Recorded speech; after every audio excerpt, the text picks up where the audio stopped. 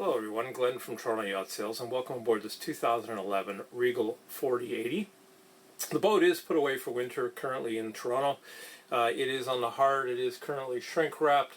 It is in typical winter condition, so please try and see past some of the clutter as things have been pulled apart to winterize. But I did want to give you a quick walkthrough on this really pretty boat. This boat's in really nice shape. It has wonderful amenities for a good sized family. As you can see here in the dinette, my gosh, you gotta have seating for about 8 people. Flat panel TV. Over here we have our breaker panel, distribution panel.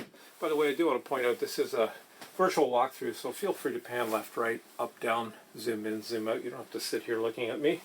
Take a quick trip over here to the galley.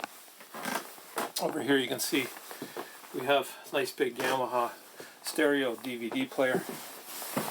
We do have good galley space, lots of counter area, really nice. We've got an electric cooktop down here, which is really nice. Plenty of storage upper, good lighting right over top. Lots of storage. Fridge, freezer. This is a 2-cabin layout, by the way, so you've got a really nice sized guest cabin here, complete with a drop-down TV.